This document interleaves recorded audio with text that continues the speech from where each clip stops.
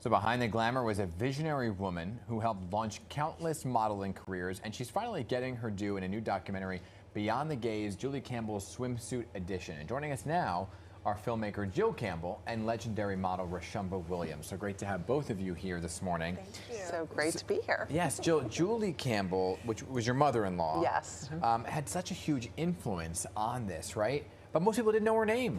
So why was this the time now to tell the story? You know, because women should be celebrated now. I mean, she worked for them for 30 years. Yeah. We started filming with her during the pandemic, and she wanted to write a book, never got to write the book, and I decided I need to do a documentary before she passes. You know, she was 93 when we started, so. Thank God you got on it. I mean, we have these moments, especially as people who work in this medium, where you think, I have to capture this.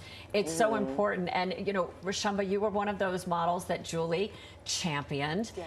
What was it like, not just to do your job and to create all of these artistic moments and iconic moments for us, but to work with somebody like Jule, who was really there to elevate women?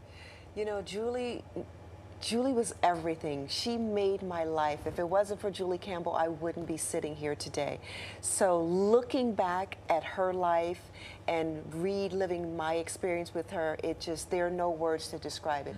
She's a trailblazer. She's a glass ceiling breaker. She was before her time when it came to inclusivity, diversity, and she launched all of our careers. And she made me a household name and a standard of beauty. Yeah. And it's amazing. And what was it about, I guess, Jule and her work specifically on the issue that made it stand out so much? You know what? She was an artist. Yeah. And that's, you know, and she learned how to navigate the 1960s very sexist atmosphere of, I mean, they didn't mean to be sexist, but it was like she was working at a sports magazine, and through she stayed true to her inner moral core, and she protected the models, and by doing that, she created the most profitable magazine issue in American publishing history. You know, it's so interesting because we thought this was for the men because it was a sports magazine, right? But yet there was this whole thing going on where you were creating huge superstar women in this, right? You have a woman who's pulling all of the strings with this, and it's not a victimization, it's an elevation. Yes. It's everything. Thank you. Yeah. That's what it is, because people ask me, they think my film's just about women in bikinis. No. I'm like, no, this is about women. Taking their own power. Yes. Taking their power. Celebrating yourself, celebrating your beauty. There's nothing wrong with celebrating beauty. No. And I don't know why we get kind of like knocked around for that, but it truly is a celebration of strength, beauty, wisdom, diversity, and Jill tells that story like it's called Beyond the Gaze. Yes. Because it's beyond the male gaze. Right. Right? It's women can be beautiful. Women can celebrate themselves. They're not sexualizing themselves. Who's sexualizing them? No, it's the men who are looking at the magazine. Just so you're not looking at just looking at the bikini and say, okay, but don't put down the women for that, for celebrating themselves. And for what they have, and for creating that artistry, which is what you were talking about, Roshumba. And sisterhood. Yeah. I mean, and even today, it's so much more diversified. Women of every shape, size, color, trans. It's about inclusivity. How much does that just like make your heart explode with joy to see everyone included? It's amazing. It's incredible. And it started with Jule. Yes. Can you talk about the moment you found out that you actually made the magazine and that issue? Wow. Right? Which one?